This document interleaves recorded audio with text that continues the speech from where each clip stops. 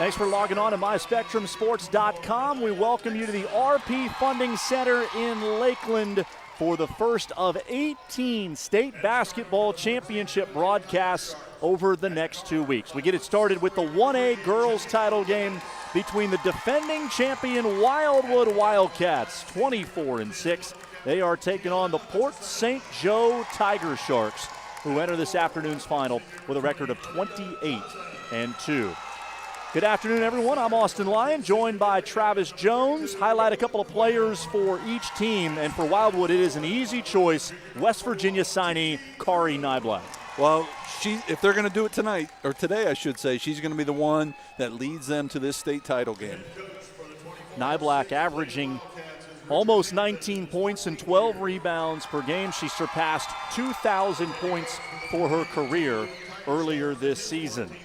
A look at the four players who will join Niblack in that starting lineup. Denasia Bogle was fantastic yesterday. 22 points and 5 steals. She's a transfer from Leesburg. Ashton Ingram, the only other returning starter on this team. Renaya Dixon, 5'8" junior, will play both forward and center. Wildwood coached by Richard Hampton. Second stint as the principal of the school. 256 career wins, and trying to guide his program to back-to-back state titles. Unique situation there. The principal of the school bringing hopefully a back-to-back state title championship for his school. He gets to see he can make the banners as big as he wants. He's the principal. Haven't seen back-to-back titles in this classification since 2002-2003. Hasn't happened since the FHSAA instituted the rural class. There is Tiana Hutchinson, 5'9" senior. She is signed with Gulf Coast State College, one of the top JUCO programs in the country. Surpassed 2,500 career points earlier this year. And great size at 5'9", plays guard, plays inside as well. And again, last year's 1A Player of the Year. And again, she's the one that if the Tiger Sharks are going to do it, she's going to lead the way. Starting lineup for Port St. Joe includes a 7th grader, Jay Lennox. She had a career-high 24 points in the state semifinals. A couple of seniors up front with Brooklyn Quinn and Aaliyah Johnson. And T.T. Kroon, 6'1" junior in her first year at Port St. Joe after coming in from Apalachicola. This is the first ever championship game appearance for Port St. Joe. And their coach, Kenneth Parker, now at his 15th year, a native of Port St. Joe, played for the Tiger Sharks when he was in high school, has been part of a couple of state championships as a track coach, now gets a chance to try to deliver one for girls basketball to a community that, as you well know from coming here to a long time to the boys tournament, is really passionate about basketball. Well, it was a yearly tradition to see Port St. Joe, their boys team here. I think they had standing reservations at the local Holiday Inn every year. And one of the trademarks that you would see were the purple and gold Bumblebee socks, which are out for the girls for this championship game. And Port St. Joe comes out man-to-man. You'd like to see that in a championship game. Dig in originally, see what you can get done. Niblack able to get into the paint and draw a foul. She was upset with her performance yesterday, said she felt like she let her teammates down. Was only 2 of 12 from the floor, had 13 points, but 20 rebounds and 8 blocks. That gives you a sense of the standard that she has for her own game. And you can tell right away from that first set that she is their first option against this man-to-man defense. And it looks like she can just put the ball down and get to the rim whenever she wants. Niblack rated as the 11th best senior forward in the country. Athleticism, aggressiveness are great. One of the things that Richard Hampton raves about is her willingness to be coached. Does not mind taking criticism. Nice find there by Tiana Hutchinson as Brooklyn Quinn hits the short jumper. And you can tell right away Port St. Joe wants to run. That was a set, fast break off of a make. Bogle getting inside. She draws a foul. So back-to-back possessions result in Wildwood getting to the free throw line, and Bogle was getting to the rim at will yesterday. And this is your worry if your Port St. Joe is with not a lot of depth. And the first 2 possessions, you've already picked up 2 fouls. And that's the risk you're going to run if you do stick with man-to-man. Port St. Joe in the state semifinals a couple of years ago. Lost in Madison County 53-48. And Coach Parker yesterday talked about how they were just not as talented at a couple of key positions in their starting five. Now he felt like he was coming here with a roster that was fully loaded and capable of winning. Well, their starters are more than capable. It's when you get into that bench where Port St. Joe's going to have to worry. Hutchinson continues to find openings in that Wildwood zone. And a tight whistle early in this state championship game. Unlike the NBA playoffs where they kind of swallow the whistle at least early on, the referee setting a tone here that it's going to be a tight whistle. This is a Mid-Coast Officials Association crew from Brevard County. Calvin Wright, Sable Williams, and Megan Amer McCutney. And this is what you want when you get here to George Jenkins Arena, is to get a look at from the free throw line, is to get a look because the backdrop is a little bit different. I know they played yesterday in the semifinals, but you want to get to that line early and get comfortable. Ashton Ingram stepping out at 3 off the back rim.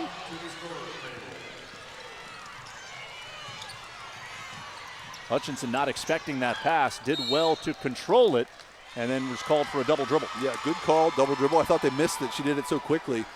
And Wildwood there went away from what they had success with early. They went inside, they put the ball down, got to the rim, and then the next possession shot a 3. I think they need to continue to attack Port St. Joe. Often hear players talk about how getting to the free throw line early in the game just gives them a sense of comfort, opportunity to settle in. It does, and if your shot is off, if you're missing jumpers, it's a way to settle yourself down as well. Hutchinson settles into a 3. Good looking shot from Tiana Hutchinson, just a 21% shooter, but really smooth on her first shot attempt from distance. Great release point on that jump shot, nothing but net. She looks like she's dialed in. Was on varsity as a 7th grader and averaged 17 points per game. Niblack left it short, Hutchinson the rebound. And Wildwood with a distinct size advantage doesn't need to settle for threes and jumpers. I think they can just really pound the ball inside.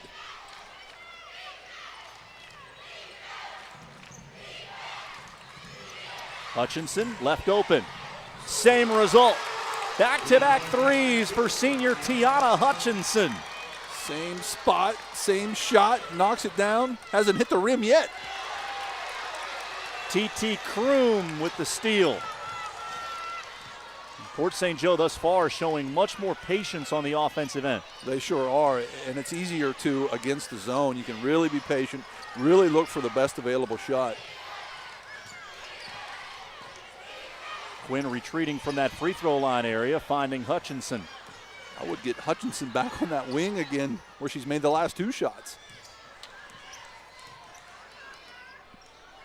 6-point lead for Port St. Joe. Back-to-back threes for Tiana Hutchinson. 2 feature players in this game were one-on-one right there. The 7th grader Lennox unable to get it to go, but a rebound and stick back for T.T. Kroom. T.T. Kroom showing some aggressiveness at one end, gets the put back at the other end. I like the 7th grader though, mixing it up.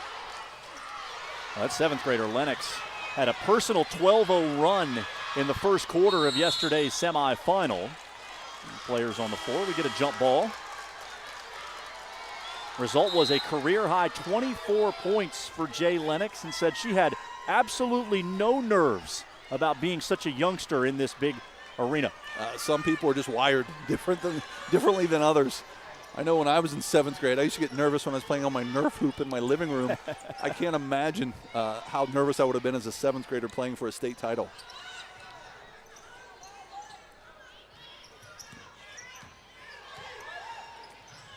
Hutchinson flashing to the free throw line, up and over Ingram. Ingram able to alter that shot, and Wildwood looking to run. And Wildwood needs to attack the basket. Stop settling for threes and jumpers. If not, throw the ball inside, drive the ball inside.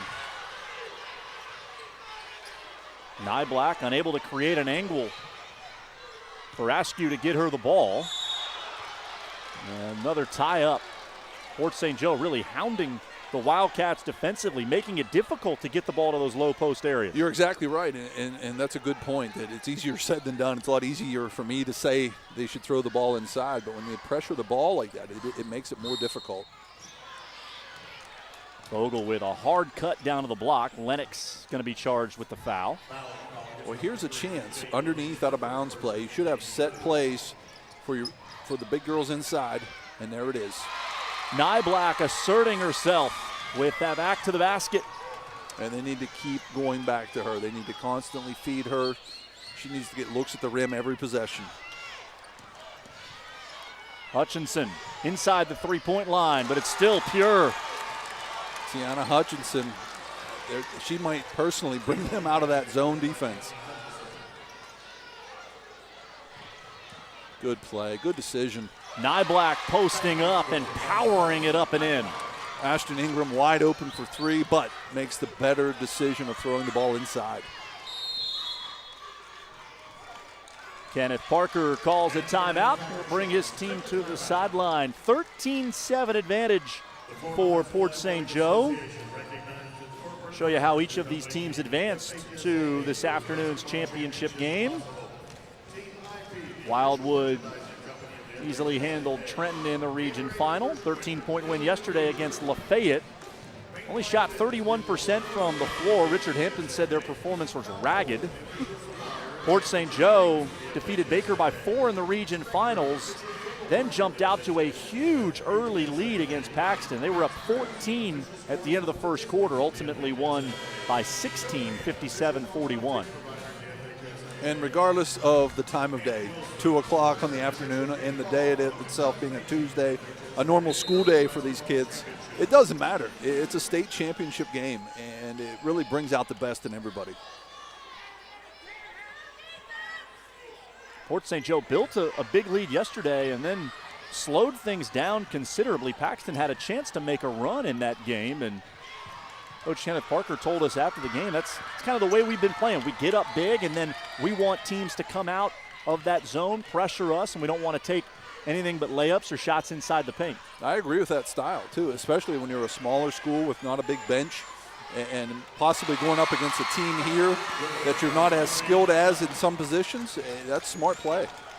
Niblack in between defenders with a nice catch. She now has 8 of Wildwood's 9 points.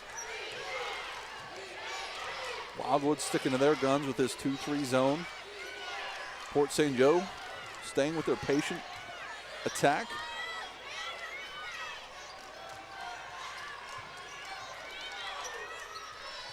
And the Tiger Sharks very smart. You can tell they're looking for their main gun, Hutchinson.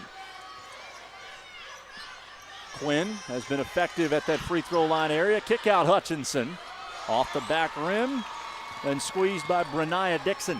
That's a smart basketball play. It's showing a lot of patience on offense and getting the ball to your best player. That's what we saw a lot yesterday from Bogle getting inside. Ingram missed the putback. And for the third time in this first quarter, we get a tie up. The arrow will give it to Port St. Joe. And here's where, if I was Wildwood, I would try to mix things up defensively so they don't get so comfortable. Maybe do a little run and jump here, attack a little bit defensively, but they seem pretty set in their ways with this 2-3.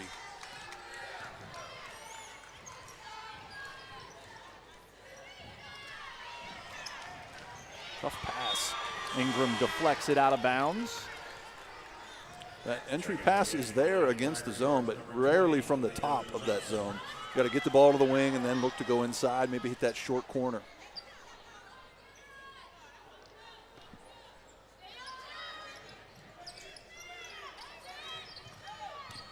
Hutchinson attacking inside. Banks it home and a chance for 3. Tiana Hutchinson. Port St. Joe continues to look to her, and she is delivering. Sometimes you get to a championship game and you don't necessarily get the best from the biggest players. It just doesn't work out that way. So far, Hutchinson and Niblack more than doing their fair share. That's exactly right. You almost want them to just kind of square off one-on-one once in a while to see who's better. Hutchinson has 11 for Port St. Joe. Niblack has 8 for Wildwood. And she gets the friendly bounce off the front of the rim. And that's Niblack going up against the 7th grader, a real mismatch. Niblack pushing that rebound free out near the midcourt line. Hutchinson comes away with it. Ingram blocked the shot. Second time she's altered one of Hutchinson's efforts, and a travel against Port St. Joe. And that's Wildwood, I think, a little more athletic inside right now, showing that on that possession. And again, Port St. Joe kind of that time went away from Hutchinson when they haven't been doing that most of the day. Brooklyn Quinn off the floor right now for Port St. Joe. Shamario Cole, 5'5" senior guard, checking Bogle out high. Good double down on the defense. Here's the 7th grader Lennox right into Bogle. Aggressive drive and way too hard off the glass. Wildwood has some numbers here, looking to attack. Pretty good transition defense, though, by the Tiger Sharks. Askew. Backside rebound, Niblack, and she's going back to the free throw line. And Niblack's just too much. She's too much for anyone out there in a white jersey right now, whether that be them getting her an entry pass inside, her taking it off the dribble, or they just can't box her out. And she's getting a lot of putbacks as well. And Niblack's just too much. She's too much for anyone. Depending on how many she has in this championship game, Niblack with a chance to get to 2,400 points in her career. Already has 1,500 rebounds, and she missed a handful of games this year with a sprained neck. And this is I don't want to jinx the free throw shooter here, but pure looking free throw shot as well. You can tell, very skilled. Did it. Never fails. Never fails. The fix is in. 61% on the year, but it looks a lot better than that. It looks great. Great follow through. There's a nice follow through. Shamario Cole with her 19th three-pointer of the year. Stretches the margin back out to 7. Clock at 3. I'm not sure Askew is aware of it now. She hoists it toward the rim, and it's off the backboard. 1 quarter in the books here in the 1A Girls Championship game. Great start for Port St. Joe. Kari Niblack keeping Wildwood in it single-handedly. She has 11 of the 12 for the Wildcats. It's 19-12 Port St. Joe after 1 here in Lakeland.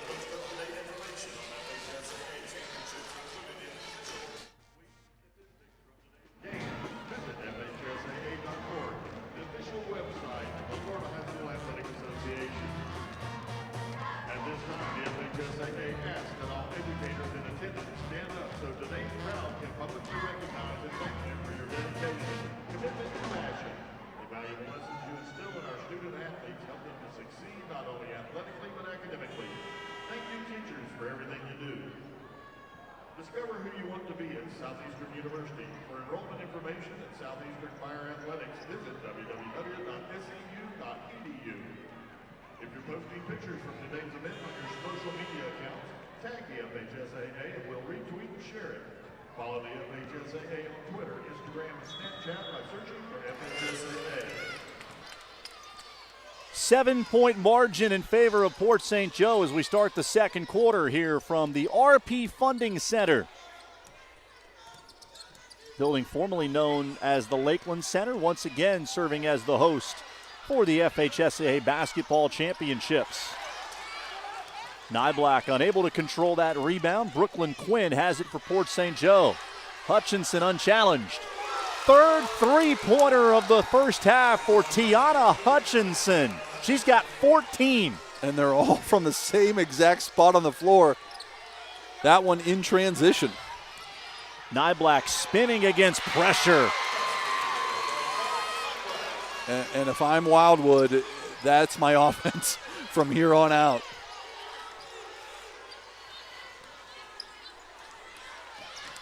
Hold up. Wait for Niblack. Let her get involved in your offense. Wildwood moving too fast. Anisha Paris could not handle that pass.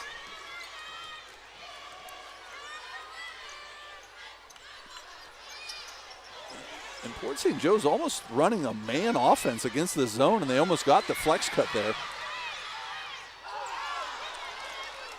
Askew too hard off the backboard. Quinn has it for Port St. Joe.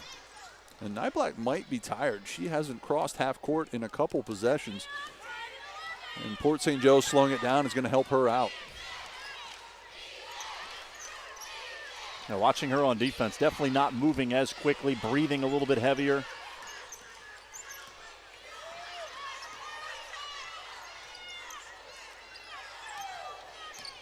And with the lead, you can show all kinds of patience. Seventh grader, always a little bit anxious.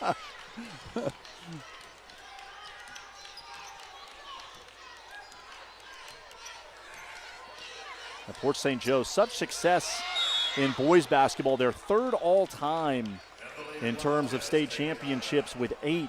But this, the first ever appearance by the girls basketball team. Even though they've been in the playoffs a lot, this is the 43rd year the FHSAA has conducted a state championship in girls basketball. Port St. Joe's been in the playoffs 29 times. So always a part of the storyline, just not able to break through, get here to Lakeland and win it. Yeah, you'll see that sometimes with schools, that there's a tradition built with maybe the boys team like Port St. Joe, and that's something for the girls team to aspire to be like. And it's finally come there this year, and they want to bring home a state championship, like all those banners in the gym that they've already got for the boys team. We'll see that a little bit later today with Orlando Christian Prep, a boys program that for the last decade has been the best private school in the entire state of Florida. Girls program has been close. Now they are here and a chance to win a championship in 3A. It really, I know when I was at Edgewater, we really challenged each other as coaches, and there was some peer pressure to do well. When the football team was going to their state championships, there was pressure on the basketball team to do the same. Foul in the low post with Niblack going up against Quinn.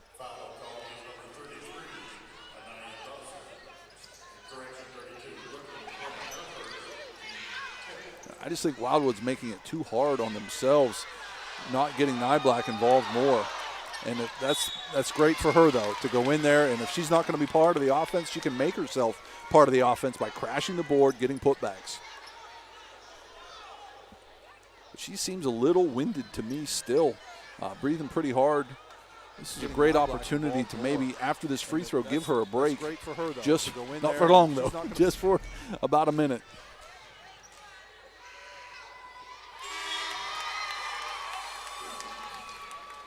Niblack has 14 of the 15 points for Wildwood. Averages 19 points and 12 boards per game. It was interesting listening to her yesterday in the post-game press conference. She talked about the difference between her 9th grade year and where they are now. They were here in the state championship game in 2015, lost to Freeport 46-36, but she said after they won that semifinal, she was so excited, couldn't contain herself, giddy, just thrilled to be in the championship game. Now that she's a senior and they've been here and won it, she said it was just much more composed. She walked off the court. It was an expectation that they were going to win their semifinal. Yeah, that's the maturation process in an elite program that goes into the playoffs, deep into the playoffs a lot. You'll see that where you're just kind of happy to be part of this, the medal ceremony, whether it's a gold or silver originally, but then after you get a taste of it, you want that gold every year. Both bigs for Port St. Joe with 2 fouls, Quinn and Kroom. Kroom is still out there for the Tiger Sharks. Quinn getting a break on the bench. And Hutchinson, we haven't called that name in a while. Like to see the Tiger Sharks run a set play for her against this zone. They had her too. Hutchinson, nice catch right in front of the Wildwood bench. Thinking about it from out there. You want that Lakeland Magic 3.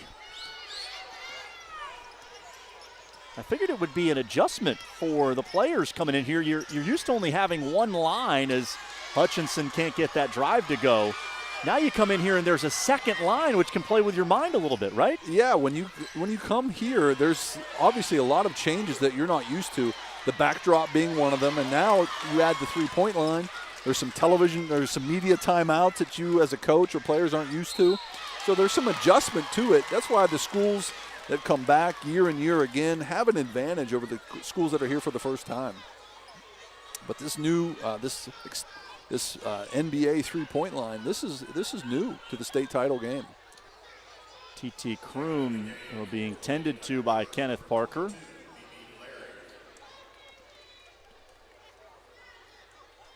Coach Parker didn't appear to be incredibly sympathetic when he came out. Rub some dirt on it. Couple of free throws for Denasia Bogle, transfer from Leesburg. Arrived at Wildwood in the spring. And Richard Hampton talked about how pretty much from the moment she stepped on campus, she got along really well with the other girls. Her integration as part of this program was seamless. So important with girls basketball. It is, and it's, my brother has actually coached both boys and girls, and he said that he likes coaching girls better because they'll run through a wall for you, unlike sometimes with the boys team. But if those girls aren't getting along, it's a long season. Wildwood has trimmed the deficit to 4, 22-18, just past the midway point of the second quarter. Only 2 players have scored for the Wildcats, Niblack and Bogle. And this is a mismatch. That's every time. Ingram taps it up, rebound pulled down by Cole. Hutchinson, nice crossover. And a good job by Bogle to get a hand up on that potential shot attempt by Hutchinson. And that's where being 5'2" it doesn't pay off for you very well as you're shooting threes and people are closing out hard on you. Ingram off the front rim. Strong rebound by Dixon. Bogle will let it fly. Another offensive rebound. Ingram taken to the ground. That'll be a held ball, and the arrow will give it to the Tiger Sharks. And what I've noticed, Wildwood is taller out there, but they really have to fight to get rebounds.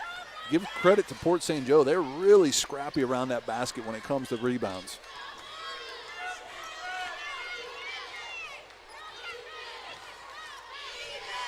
Hutchinson has been the star so far. She's got 14 for Port St. Joe.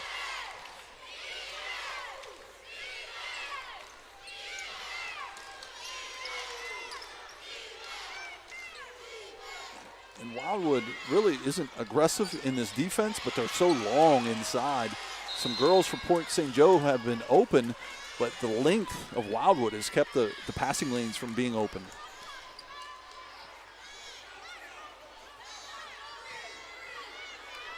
Now, Port St. Joe with 22 points, but 9 of those, coming on the 3 3-pointers by Hutchinson. You make sure to get a contest, and you have to feel a little bit better about where you are defensively if you're Wildwood. Yeah, it's kind of a passive zone. They're seeing a lot of success with it, but on the offensive end, we know what their success is. Niblack slipping inside and scoring 2 more. She now has 17. And Port St. Joe in the midst of a long scoring drought. Now, do we get a vote for the MVP? Not sure they officially give an MVP, so it's basically whatever you and I decide. It's perfect. That's the way it should always be. Yeah, the Spectrum Sports MVP will be awarded by you and me. I don't know that we have much to give. I think we've got a bottle of water. We do. We do have a couple bottles of water we can spare. She's going to need it.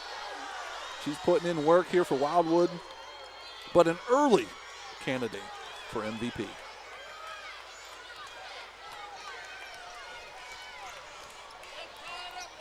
Almost had a triple-double yesterday with blocks. 8 blocks in the game for Niblack to go along with 13 points and 20 rebounds against Lafayette. Gets right into the middle of the lane and able to elevate with that 6-foot frame, and the West Virginia signee has brought Wildwood all the way back to tie it at 22. And good offense sometimes leads to energy on defense, and that's what we're seeing right now with Wildwood. Fans starting to get into it. A big Wildwood fan base here. A trip a little bit more than an hour to come from Sumter County, and they have come out in big numbers, just as they did a year ago, to cheer on the Wildcats to their first girls basketball championship. And that patience that we talked about that Port St. Joe has, once you're tied or if you get down, it seems a little bit harder to have that patience. Bogle with the steal. Uncontested, she lays it in with a left hand, and Wildwood's got the lead. 12 unanswered points for the Wildcats. And if you're Coach Parker, that's got to drive you crazy. Going up against a very passive zone and turning the ball over. Not just turning it over, but giving up 2 in transition as a result. Very frustrating. Hutchinson in between defenders. Stays with it and will pull it back out with 10 seconds. Bogle up guarding her closely, took it away. Askew running with Bogle. She'll take it herself and lay it in. Back-to-back buckets for Denasia Bogle as the first half comes to a close. Wildwood finishes on a 14-0 run and holds Port St. Joe scoreless for more than 6 minutes. As we head to the break, it's the defending champs leading by 4, 26-22 Wildwood here at the half. We will step aside and be back with third quarter action here on MySpectrumSports.com.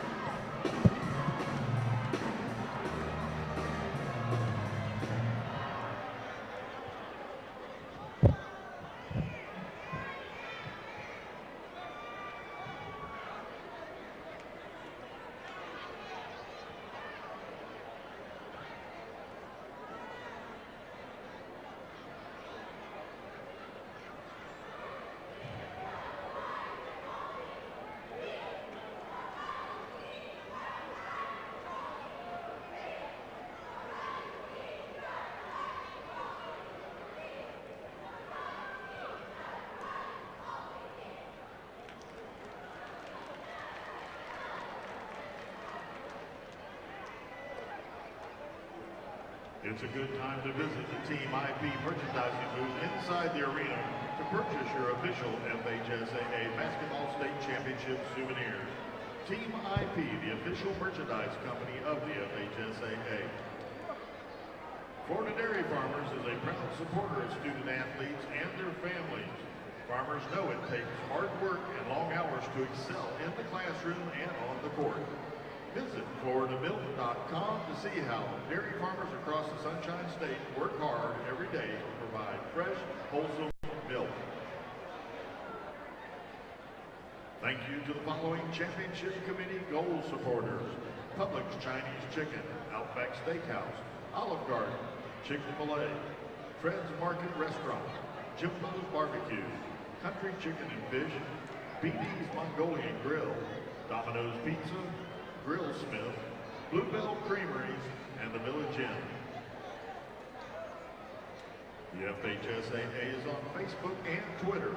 Go to facebook.com/FHSAA and become a fan. Or go to Twitter handle FHSAA. On the site, you can keep up with teams and people who strive to make high school athletics in the state of Florida the best. That's facebook.com/FHSAA and @FHSAA on Twitter. Be a fan of it all.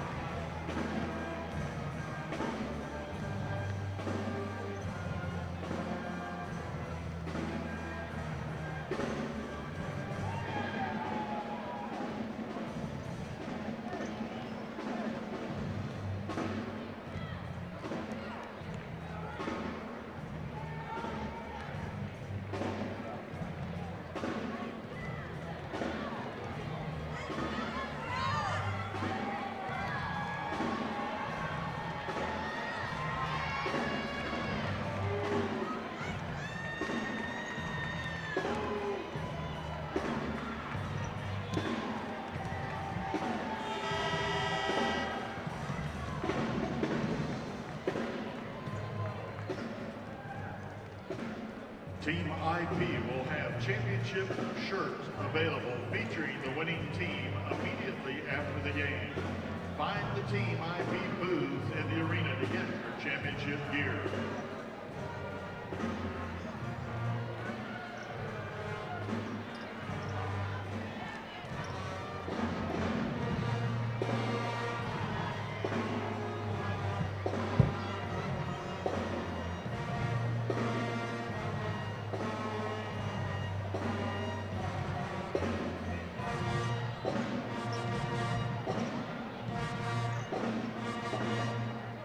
Special thanks to the following championship committee silver supporters: Mr. George Hudson and Hudson Pup, Kevin Michael Hudson, and Harold's Fertilizer. Halftime of the 1A Girls Championship game. Wildwood closing the half with a 14-0 run, leading Port St. Joe 26-22. First half stats. What jumps out to you, Travis?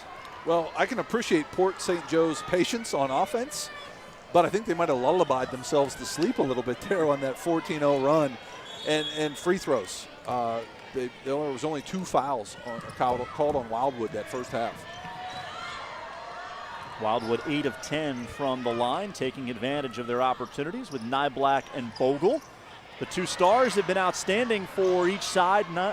19 points and 4 rebounds for Kari Niblack. 23 for Wildwood. And for Port St. Joe, Tiana Hutchinson had 14, including 3 of 5 from beyond the 3-point line. And sometimes as coaches, especially as young players, we go away from what's working sometimes, where if that hand off to the fullback gets you 4 yards every time, keep using it. Sometimes we go away from our star players because that's just human nature. But I think with Wildwood, they're going to continue to go inside to Niblack, let her create her own shot where necessary. And if they happen to shoot and miss, she's there for the putback. 2 bodies around Niblack on that possession. Ashton Ingram with the rebound. Her shot attempt was blocked. And then a foul on the rebounding action against the Wildcats. So 2 fouls the entire first half on Wildwood, and then 2 already in less than the first minute of the second half. foul calling is number 23, Kari Niblack. Her first Foul on Niblack is her first. No more than one on any Wildwood player, which is what you'd expect given the low number of fouls committed. Port St. Joe continues to run really good sets against the zone. They're getting wide open looks. But if it's not Hutchinson, they're really not falling. Ingram with a hand up to contest. Lennox flashing in from the weak side. I beg your pardon, it's Brooklyn Quinn with the short jumper. Brooklyn Quinn flashing to the ball. Great assist there for Hutchinson. And that's one of the great things about LeBron James is he's really inspired young people to pass the basketball, share the basketball. Ingram saves it on the baseline to Askew. Last touched by Wildwood. Not only did Niblack score 19 points in that first half, but she also drew fouls. 3 of them on T.T. Kroom, 6'1" junior, 2 on Quinn, the 5'11" senior. So those 2 interior presences for Port St. Joe now have to worry about foul trouble in the second half. And that's what a great player does. That's what a Division I player does, especially here in a 1A state title game. She's going to make her presence felt offensively, and then she's going to almost single-handedly foul people out of the game. Second foul on Kwamaya Askew will put Quinn at the line. Quinn is certainly a player who has the ability to contribute offensively, averaging nearly 10 points per game.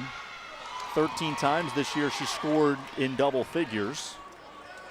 And even though Hutchinson is unquestionably the best player, the most talented player, Quinn is probably the player on this roster that elicits the most respect. She is the homecoming queen, really popular on campus, and she has been a guiding presence for all the youngsters on this roster. Middle schoolers like 7th grader Jade Lennox. Wild scramble. Hutchinson ends up with it and has the shot blocked by Niblack. There's that one-on-one matchup I asked for earlier in the game. We finally got it, and I think Niblack answered the question, who's better? Niblack got a piece of the inbound pass and then was able to control it. And I said it before, this Port St. Joe team is so scrappy. There's no easy 50-50 ball for the Wildwood Wildcats.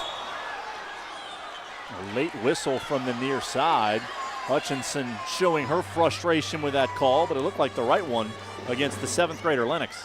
And great restraint by the official. The official, I think, was about to tee up Hutchinson because she did kind of show him up a little bit, but great restraint in a state championship game. Lennox limping toward the Port St. Joe bench. She is in a lot of pain.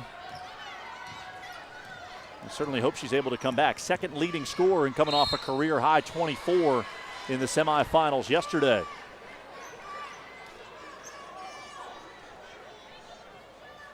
Bogle able to get inside. I think that foul was on Kroom, and it's her 4th. So now with a player hurt and a player with 4 fouls, that bench looks very small at this point. Another middle schooler, Mimi Larry, will come in. She played 19 minutes in the semifinals yesterday, 3 points and 4 rebounds.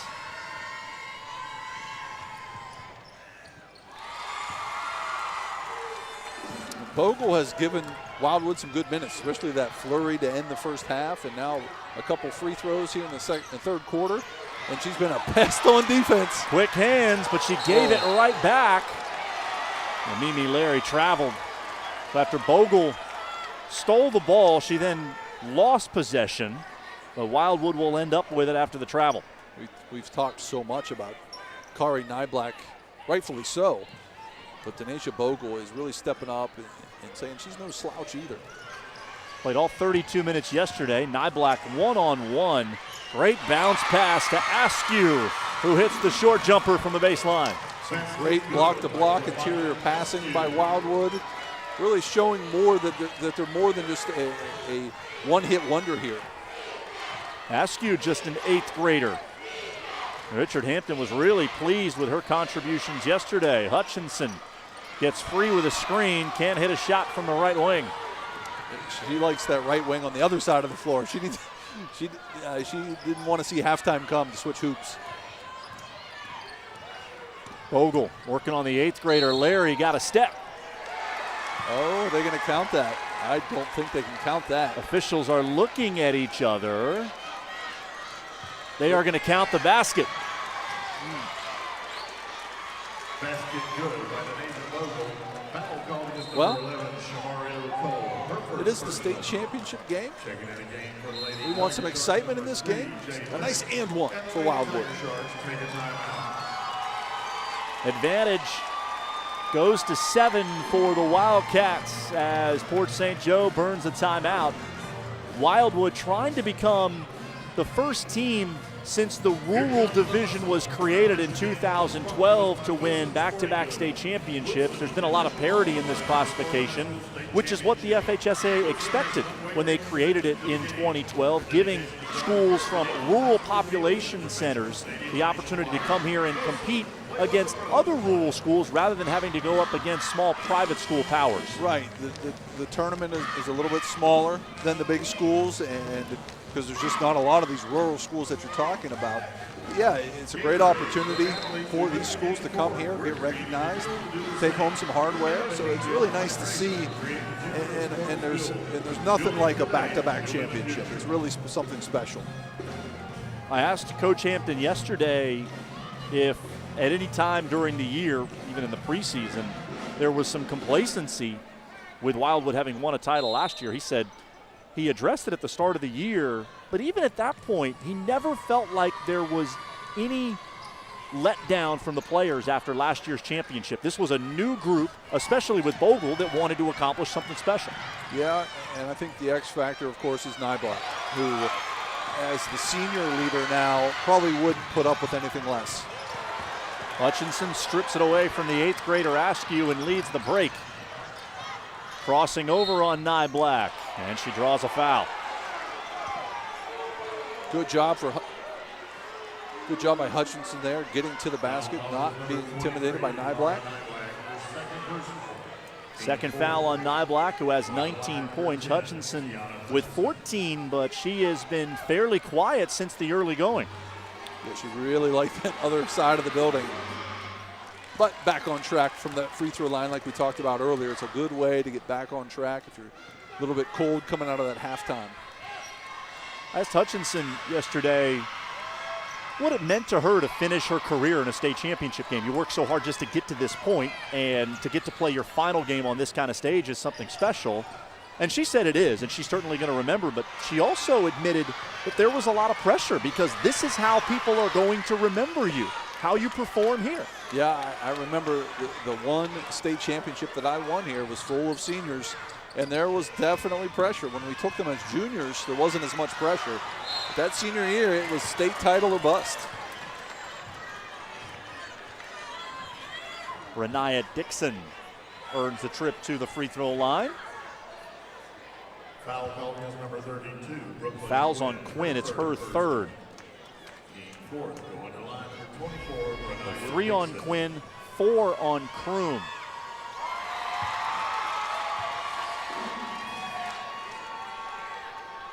But not having the lead, Port St. Joe isn't going to be able to be as patient as they'd like to be. They're not going to be able to rest girls. They're not going to be able to save girls who are in foul trouble. They're going to have to continue to force the issue like that. Quickly up the floor, Shamario Cole misfires on the 3. Lennox back in there, mixing it up on the backside, but she was the last to touch it.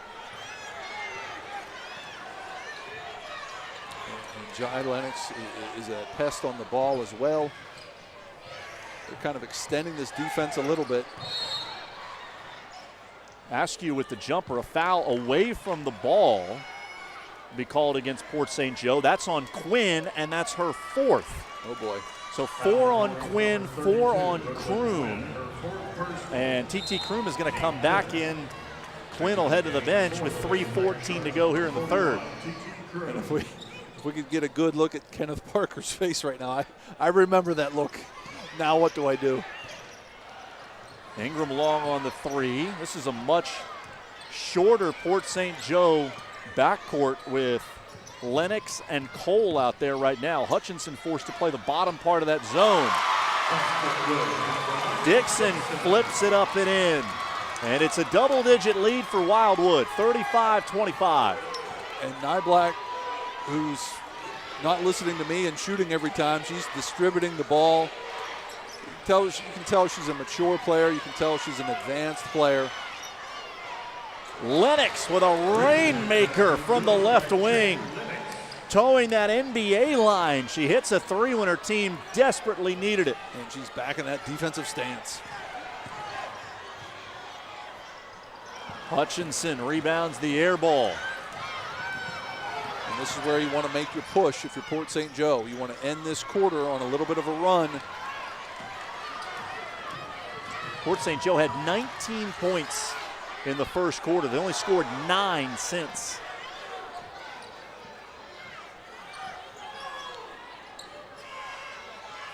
Niblack underneath the Ingram, absorbed the bump from Kroom and banked it in. Nice move. Ashton Ingram inside, exactly like you said. Absorbed that punishment and finish. First basket for 6'2" junior Ashton Ingram.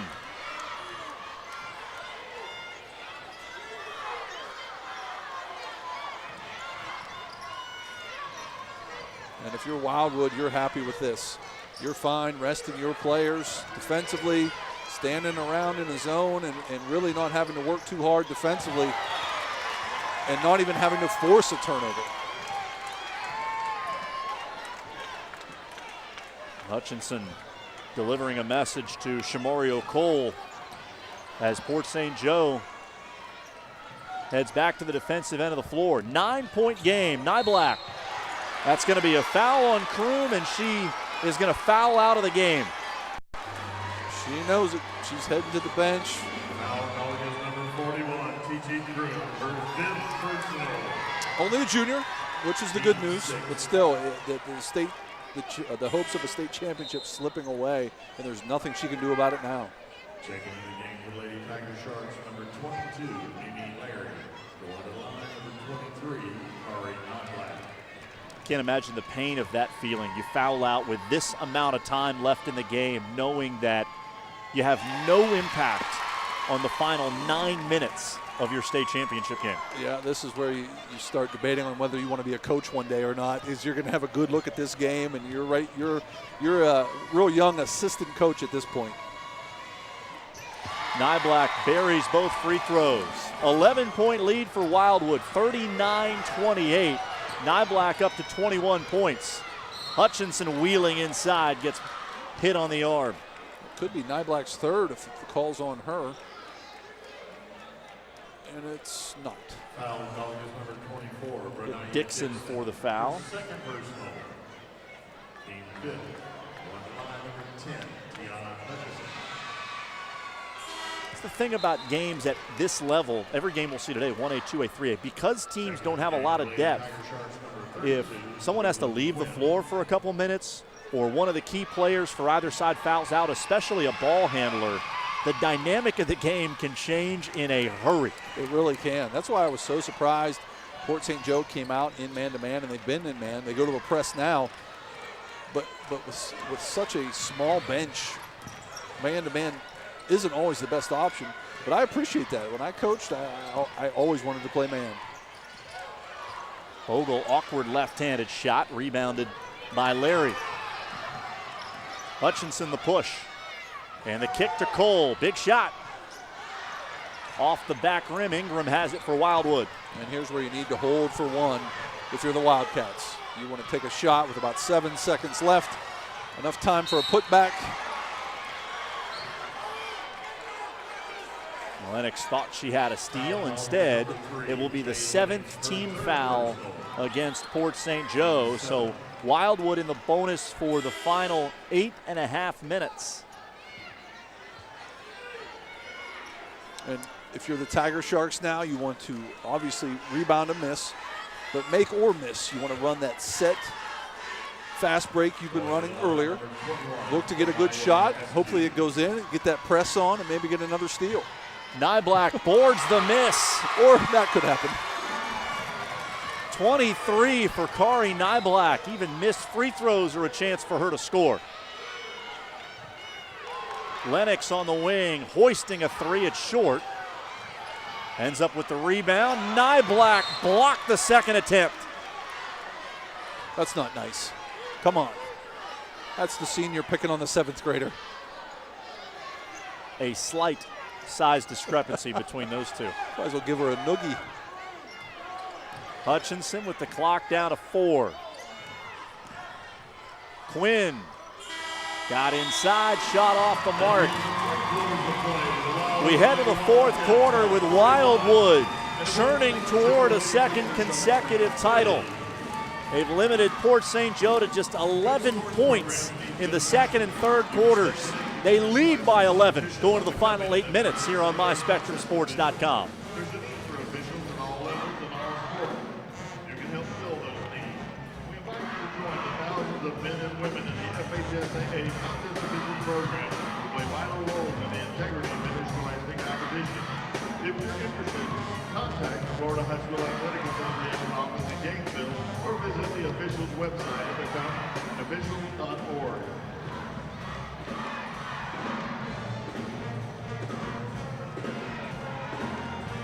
The championship committee wants to thank the following rock supporters: Mr. Riley Short, Fellowship of Christian Athletes, Scott Langston, PA, Women of the World, Carlton Benton, ASA, the Village Inn, and Bond Clinic.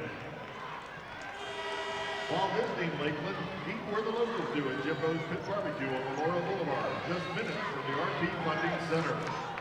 You can also eat like a Lakelander at Country Chicken and Fish, which is conveniently located on Kathleen Road and serves award-winning Southern favorites. Chick-fil-A is a proud sponsor and encourages you to eat more chicken. Start of the fourth quarter here at the RP Funding Center. Kari Niblack continues to etch her name into Wildwood basketball lore. Travels there to open the fourth quarter, but look at what she's done in 5 games here at the state tournament, averaging 13 points, almost 15 and a half rebounds per game. She's been in double figures rebounding every time she's played on the floor. And we've seen some great passing out of her today as well. No assist to mention on that stat line, but still just an evolved player, a really good player. Is going to do great there in Morgantown. And maybe, who knows, maybe Coach Huggins will help her out as well. Open three, that's Brooklyn Quinn, just her 9th made 3 of the year, brings the deficit down to 8. And now it's a delicate balance when you're Wildwood. You don't want to be patient, but not too patient. Perfect example there. You get a layup, you got to take it. Keep looking to get good shots, but you don't have to force anything if you're Wildwood. There is the first assist, official assist for Kari Niblack. She found Ashton Ingram.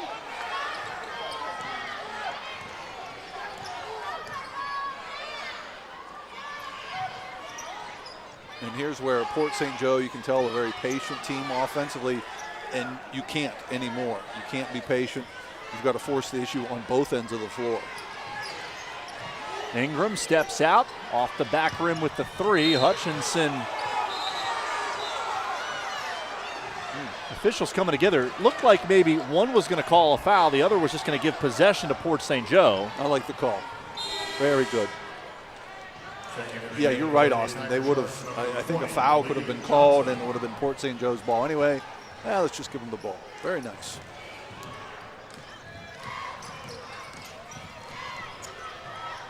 Brooklyn Quinn out there playing with 4 fouls. Hutchinson settles into a 3. Back-to-back triples for Port St. Joe. And they are not going off into the sunset yet. They're going to make Wildwood earn their back-to-back title here today. And this is where you really need good guard play. Port St. Joe, 8 of 18 from 3-point range. Baseline jumper drops for Askew. Big moment for the 8th grader. Hutchinson sensing an opening. Great first step from Tiana Hutchinson. She's up to 22. Timeout, Port St. Joe. Timeout is taken by the Lady Tiger Sharks. Got as close as 6 here in the fourth quarter. Right now the margin is 7 with just under 6 to go. 2 timeouts still for Port St. Joe, under 6 to play. I like the timeout. Set up your press, set up your pressure, continue to pester the ball defensively, and attack on the offensive end. And now if you're Wildwood, Coach Hampton's got to let his girls know that we've got to be patient offensively. We don't need to shoot threes. What we want to shoot from here on out are free throws and layups.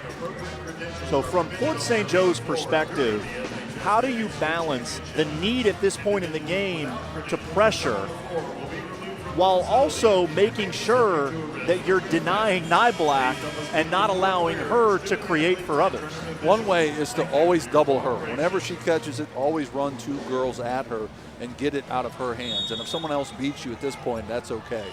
But get the ball out of her hands, get the ball out of Bogle's hands, and see if the other 3 can beat you. Wildwood has brought in another ball handler, Rakaya Blackwell, seeing her first action of the state tournament, number 4 for the Wildcats. Bogle shut off 3 defenders around her. Does a good job to get it to Askew. That's a good job by Port St. Joe's. Good job of doubling the ball. And when you've got 2 on the ball, the other 3 defenders have got to play center field. Got to be halfway between the ball and your person.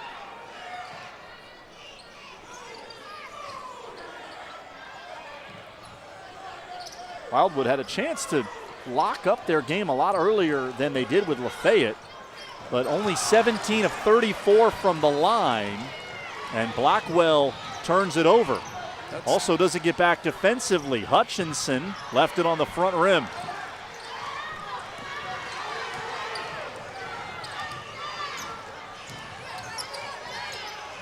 And this is all Wildwood needs to do. Really, all they need to do is get the ball inside or just play keep away. And these are the shots you want. Free throws and layups from here on out. Niblack back to the free throw line. Leah Johnson charged with the foul. That's her second.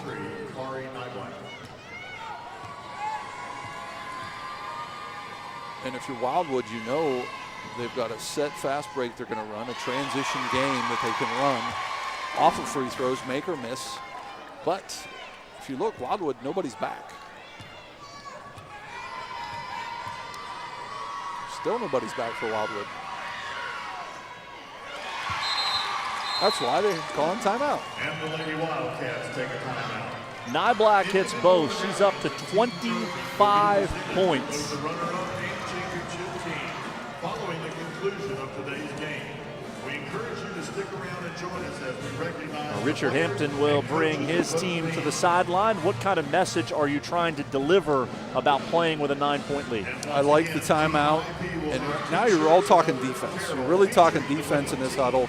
You're talking stops. String a couple stops together and we're going to be in really good shape. I think so many times we harp on the offense, be patient, nothing but a free throw, nothing but a layup. But really, the best coaches in this situation are harping on defense if you're Wildwood.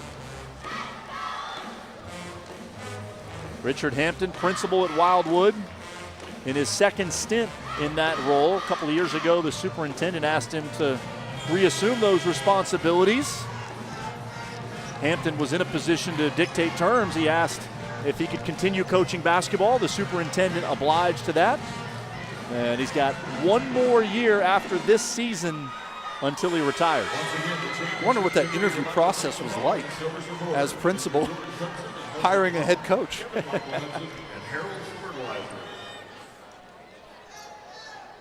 In a situation where most administrators not permitted to coach, but if the superintendent says he really wants you in a certain role, you can say, well, I'll take the job if you continue to let me coach. Yeah, absolutely. Port St. Joe's been dangerous from distance, 7 of 17 from 3.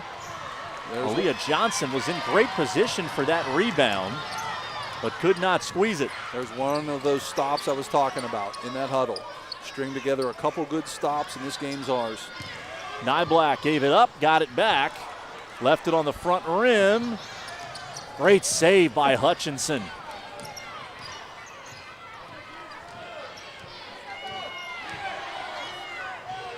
at the free throw line. Hutchinson fouled by Niblack. And this is where you get nervous if you're Wildwood, if you're Coach Hampton, because the clock is stopped. You've got a really good free throw shooter at the line. Here's a chance for Port St. Joe to not only dig into this lead a little bit by making a couple free throws, but it's much easier to set up your press off of a free throw. And the stops are important for an obvious reason. You have the lead, you don't want to allow them to score. But if you're Port St. Joe, you get free throws, you get a basket, your energy level goes up just a little bit, and you might be sharper with your press. Absolutely, but what hurts there is missing the second one. For some reason, it's so much harder to set up the press off of a miss. It can be done, but when you miss the second free throw, it's really hard to set up that press. Bogle against a double team. This is really all Wildwood needs to do is play keep away. Askew, the 8th grader, some strong pivoting. Blackwell has it. Out of bounds to Port St. Joe. Ingram going to come back in for Blackwell, who now twice has turned it over. That's a tough spot to be on the bench the entire game, and you come in really at the heat of the moment, 4 minutes left. 8-point lead. Port St. Joe's been as close as 6. Quinn, nice find. Aaliyah Johnson, oh, she lost the handle going up. That ball off the side of the backboard. And I would keep Niblack up. I wouldn't have put her on the block now. I would keep her on the perimeter as a ball handler to see over these traps. Lennox, the 7th grader, going in on Bogle, rejected.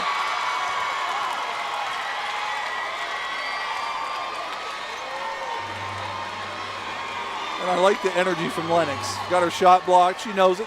So she's clapping. She goes in, she's like, all right, I understand. I know what I'm going up against. Niblack going to make sure that Hutchinson doesn't have a clean look. Lennox will let it go. Her second three brings it to 5. This is where the energy picks up in this building. When things get close. Quinn has 11, a steal on the near sideline, and then a whistle against Wildwood, a foul against Ingram. And it's a 1-and-1. So again, great opportunity for Port St. Joe. It's real important to make this second one, though. It looks like they're not going to press off of a miss. So the second one's most important here. Hutchinson 63% on the year. She's 5 of 7 this afternoon.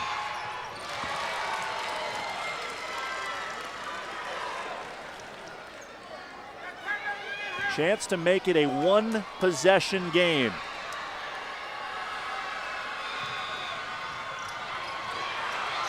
Rebound to Port St. Joe, and Bogle takes it away for Wildwood. Timeout, Wildwood. And the Lady Wildcats take a timeout. Spectators are reminded. 10-point lead to start this 4th quarter. Right now the margin is 4. And if I'm the Wildwood coach, if I'm Coach Hampton, I've got my whiteboard out right now, and I'm drawing a big number 23 out on the perimeter. And you're going to help us play keep away here. And then when it swings away from her, that's when she can dive to the middle, she can dive to the block. But I just think you need a lot of help out front right now of breaking this pressure.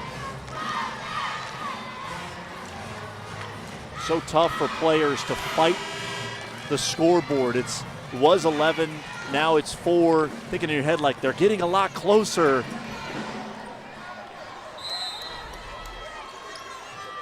It's tough, and in this environment, it's a lot harder. Because everything's heightened at this point. Niblack, spin move. Now block, and that'll count. Great move by Niblack. Just like we talked about, she flashed to the middle of the floor, caught it, ripped through, and went to the rim. And I think an outstanding call by the official. Sometimes refs like to make that charge call, but that was a definitely step in and one. That foul was on Brooklyn Quinn. It is her 5th. So she becomes the 2nd player to foul out for Port St. Joe. Tiger Sharks worked so hard to get back to have a chance in this game.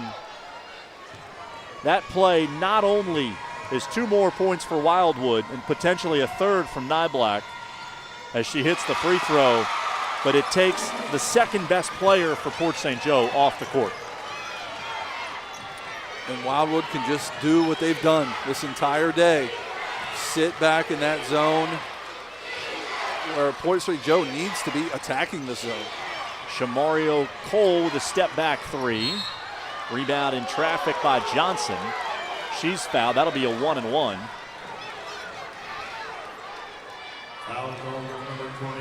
Third foul on Dixon. These will be just the 7th free throw attempt of the year for Aaliyah Johnson. 2 for 6. Hutchinson comes out of there with it. Niblack pulls her hand away, doesn't want to commit the foul. 5-point game. We're under 2 minutes to go. And the pressure is there for Port St. Joe, but it's out of balance. They're normally triple teaming people. Tie up between Lennox and Niblack, and the arrow is going to give it to Port St. Joe. So here we go.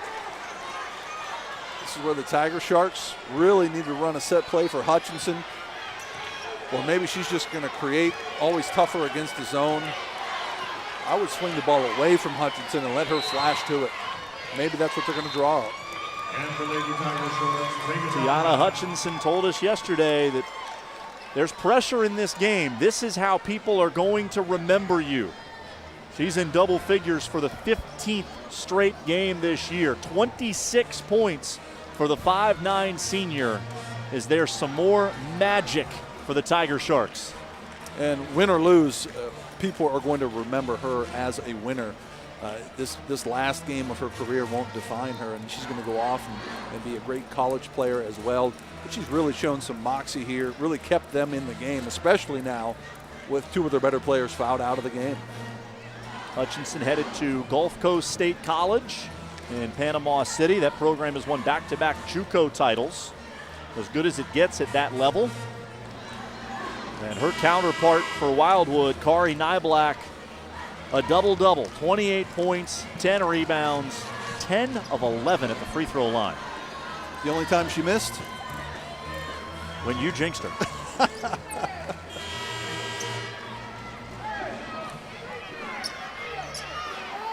98 seconds remaining here in the 1A championship game. How about the 7th grader, Jay Lennox, right in the face of Mimi Larry. Better throw a better pass. Oh, I can't wait to see her as a senior, what she's going to be like. Lennox, top of the key. Niblack, another rebound, and she's banged on the way down. She is going to sleep well tonight. Not only tired from playing the entire game, carrying this team on her back for the majority of it, but she's been getting beat up inside as well. Niblack was essentially forced into the game by her father, who had played basketball. Mother played as well. Mother was once the coach at Wildwood. Paula Parker, now one of the assistants for Richard Hampton, responsible for keeping the book.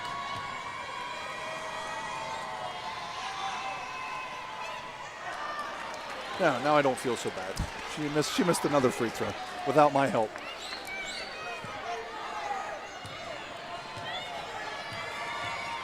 Great stat line for Kari Niblack.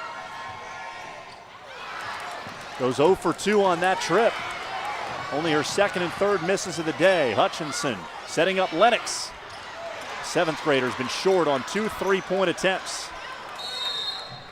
And the Lady Wildcats. Full timeout Wildwood with 1:20 remaining.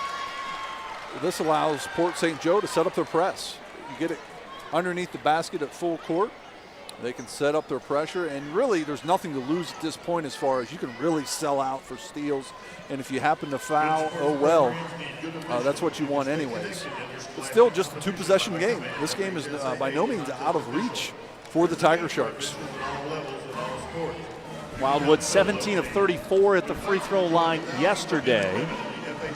And today, 70%, 16 of 23. But again, Niblack has been the player taking most of those free throws. Start to put someone else on the line and maybe we see some nerves. And that's what you might want to think about if your Wildwood is getting the ball in her hands, even in the full court setting, because if they are going to foul intentionally, you want her at the line.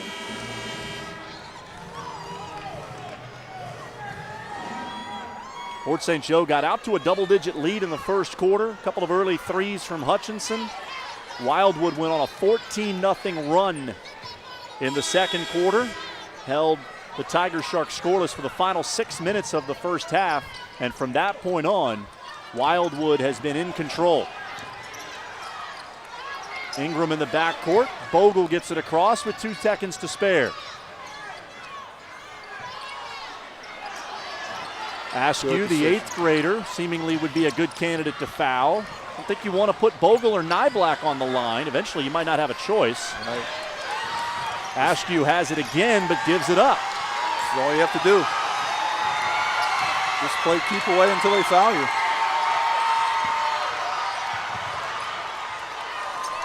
Pass out high, gets to Bogle. Lennox looking for instructions. Clock down under 40 seconds to go. Finally, a foul is committed. More than 40 seconds run off the clock on that possession by Wildwood that will end with Brenaya Dixon shooting 2. And we see that sometimes in a state championship game. A team that's down late really hasn't been down late for the majority of the season. That's why they're in the state title game, because they're a really good team. So sometimes you don't know how to finish a game from behind. Dixon 56% from the line this year. Short with both. Wildwood has missed 4 in a row. Port St. Joe down to 33 seconds. Hutchinson deep 3. Nowhere close. But given how Wildwood has shot free throws, you're certainly not out of it yet. You just got to foul sooner than 40 seconds. Bogle is grabbed immediately by Mimi Larry. Bogle is 55% for the year. Yeah, most of the Wildcats are in the 50% free throw range, so really you can just foul anyone other than Niblack.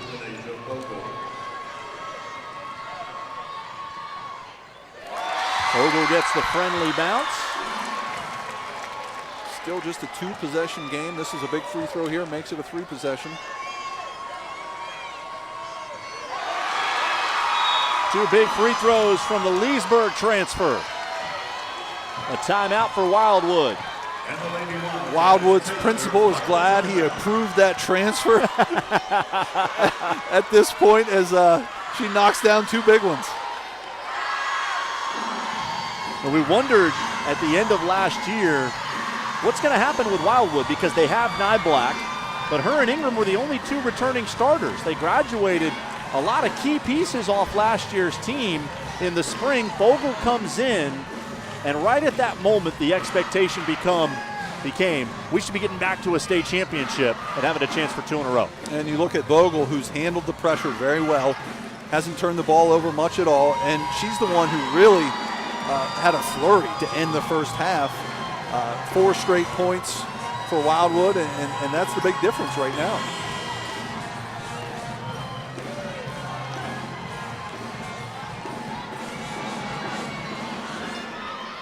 Niblack and Bogle have scored 40 of the 52 for Wildwood. Pass behind Hutchinson, did well to save it. Goes all the way to the rim, too hard on that shot attempt. Niblack pulls it down, Askew fouled with 19.6 seconds remaining. Still, though, it's a case of you've got free throw shooters that aren't great, to say the least, from the line, so there's still a chance. It's a long shot at this point for Port St. Joe. but you've got to keep plugging along. You still have a timeout.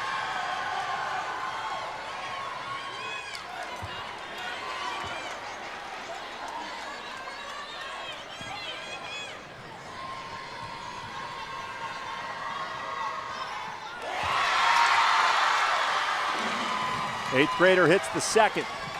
8-point game. Here comes Lennox. Cannot create any space against Bogle. Long three is no good. Clock ticks down under 10. And for the first time since 2002-2003, we are going to have a repeat state champion in Class 1A.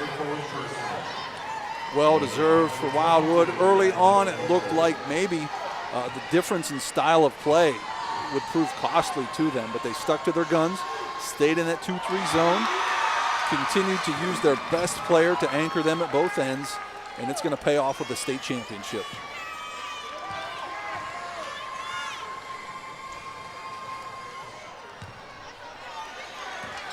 Hutchinson will push for the final 5 seconds.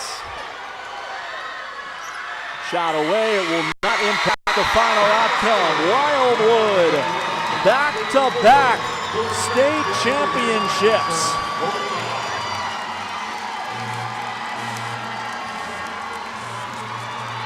A long embrace between Coach Richard Hampton and Kari Niblack.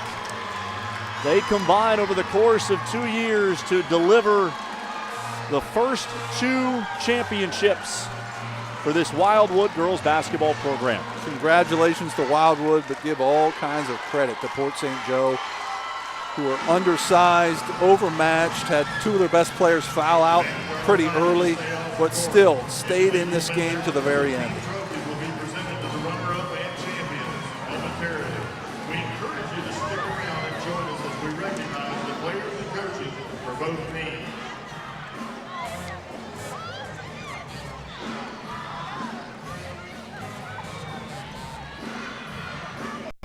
Now come the moment for both programs that are at total opposite ends of the spectrum. Both teams stay out here for the award ceremony following the conclusion of a state championship game. And for the winning team, there's no place you'd rather be. You're out here front and center, friends, family, taking pictures. You're looking up in the stands. Everybody's smiling. The players from Port St. Joe, who actually started to walk off the court when the game was over, this is the last place they want to be. I've been on both of these benches, and it's similar. It's like torture if you're the losing team right now, having to stay out here and watch this.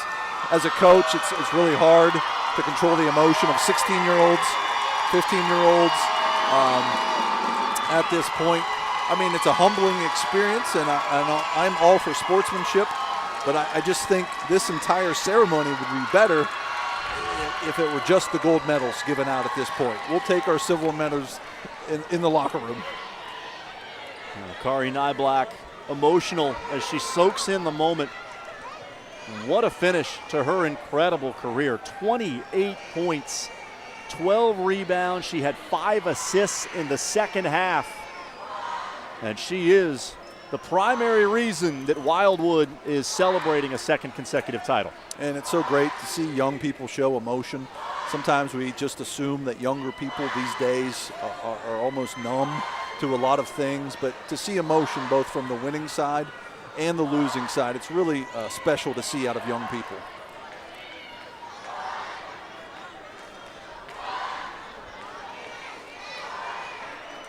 Wildwood has a boys basketball championship, couple of football championships, and now back-to-back girls basketball championships. A great following showed up to cheer on the Wildcats, and perhaps the boys program will be back here to give it another shot at winning a title next week. But it is all about the girls soaking it in.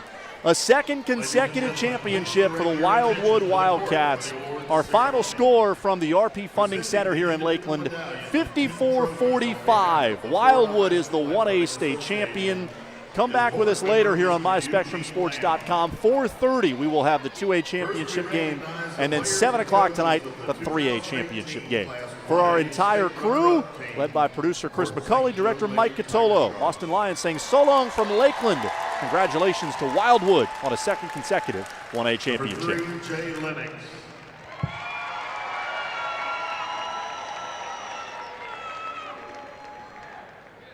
Number 10, Tiana Hutchison.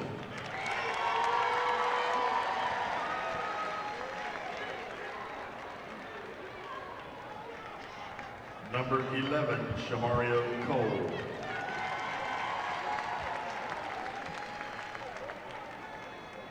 Number 12, Shadavia Hutchins.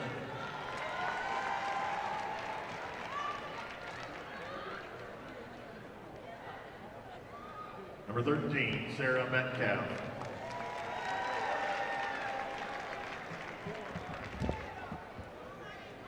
Number 20, Aaliyah Johnson.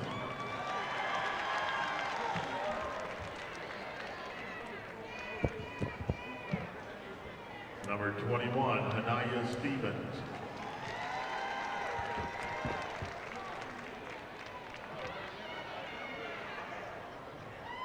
Number 22, Mimi Larry.